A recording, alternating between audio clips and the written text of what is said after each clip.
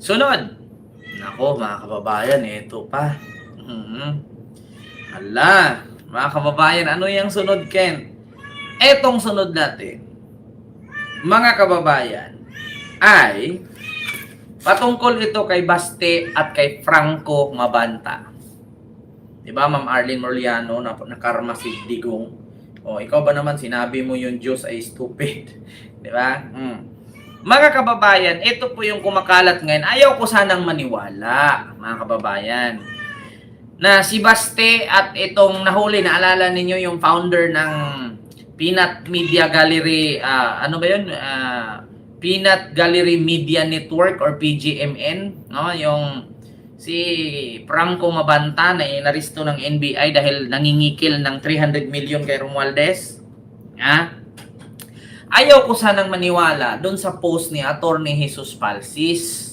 Ngayon mga kababayan, meron pala talagang post itong si Franco Mabanta na may isang araw daw, no, na kasama niya si Baste, no, na parang chill-chill ata, inuman, party-party. Natulog daw sila dalawa magkatabi sa kama. Nako, patay bayot man.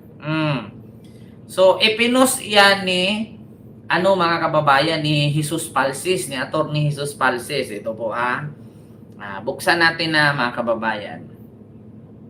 Nako, Diyos ko, maniwala ba kayo mga kababayan sa ganitong kwento? So, ibig sabihin kung ganun, bakla pala si Baste. So, ito, doon ka muna ming sleep properly with proper diet and exercise. Drink moderately. So ngayon mga kababayan, ito po yung post ni Attorney Jesus Palsis, no? Si Jesus Palsis po yan. Basahin ko lang ayaw ko sanang maniwala dito eh. Sabi dito, Baste Duterte slept over at Franco Mabanta's place, no? And they shared a bed. They had a conversation about Tatay Digong. Resibo in the comment section below. No homo.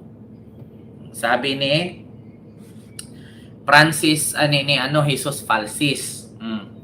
So sa madaling salita mga kababayan, kung naalala nyo noon na ipinatawag itong si Madriaga sa sa Congress, di ba, witness si Madriaga about kay Sara.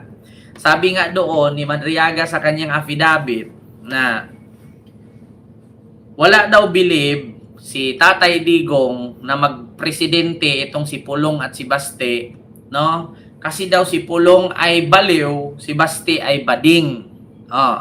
So si Sara daw ang kanyang pipiliin kasi sabi nga ni Tatay Digong, kung siya daw mag-utos, patayin nyo yan. Pero pag si Sara daw, pag si Inday daw, bakit buhay pa yan? So matapang daw.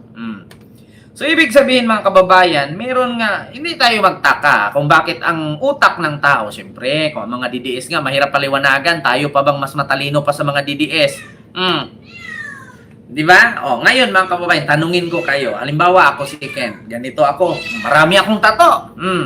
Matapang ako. Makipagbarilan, makipagsuntukan. Tapos pag pinalagan ako ng aking hinamon, lilipad ako Singapore. Ngayon mga kababayan, katabi ko si Alden Richard. Tapos habang katabi ko siya, yakap-yakap ko si Alden Richard. Nakahubad kaming dalawa. So, anong tawag ninyo doon? Street ba kami o bading kami? Tulog kaming dalawa, nag-inuman kami, tapos yakap-yakap ko siya. Nakahiga ako sa dibdib niya habang yakap ko siya ganyan. Nakahubad kaming dalawa, nakatabon lang ang kumot sa kalahati ng aming katawan. Tapos sasabihin ko, street kaming dalawa. Kung ikaw totoo kang lalaki, street ka, pag yakapin ka ng kapwa mo lalaki, magkaroon ka kay mitos mata. Tanungin ko kayo mga kababayan, may mga street ba nanood sa akin? Subukan ko yan, yakapin ko kayo. Hindi nyo kaya ko lagyan ng kay mitos mata? Hindi ka kaya masapak? Ganun yan kasimple. Ang sabi dito ni Jesus Palsis, Baste Duterte sleep over at Franco Mabanta's place and they shared a bed. They had a conversation about Tatay Digong. Resibo in the comment. Punta tayo sa comment section. So, totoo ba kaya itong balitang ito na ipinost ni Jesus Palsis? Kasi, Kung hindi ito totoo mga kababayan, itong post ni Jesus Palsis, pwede naman kasuhan ni Basti si Jesus Palsis eh. So ngayon mga kababayan, ang mali lang ay mismo pala to mga kababayan, ipinost pala, no? Ipinost pala ni Franco Mabanta. Ipinost niya at ito ang sabi sa post. Ayan, Franco Mabanta, his son slept over last weekend and we shared a bed. Translated from Tagalog. Wanna know something about my dad that no one else does? Me, of course. Basti, the one thing he's always wanted more than anything is to die and die a hero.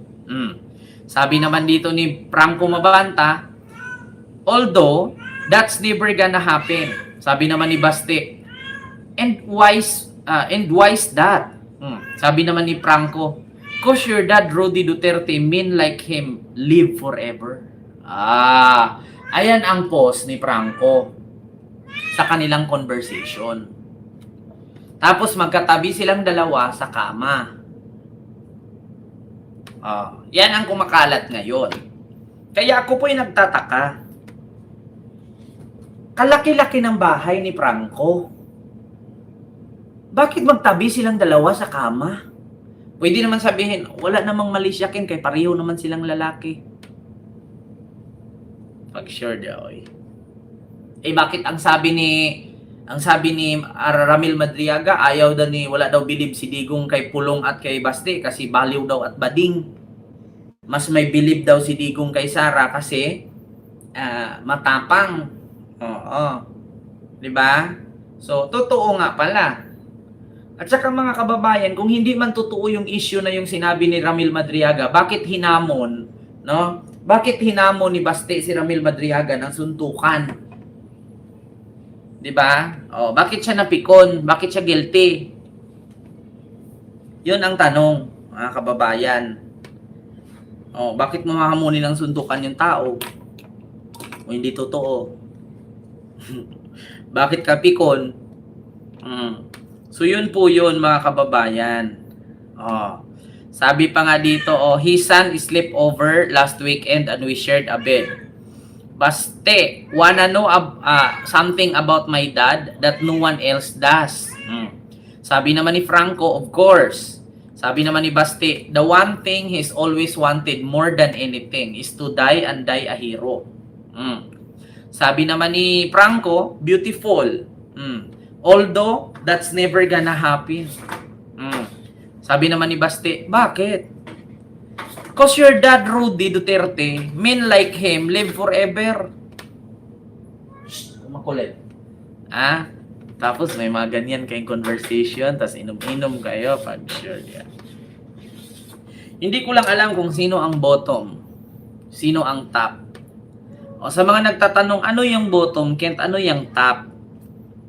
Yung bottom, yan po yung nagpapakantot. Yung top, yun po yung kumakantot. Ganun lang, kasimple. Diba? Diretsahan.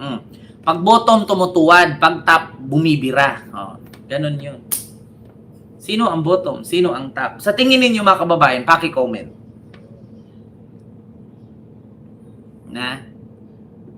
So, yun po yun, mga kababayan.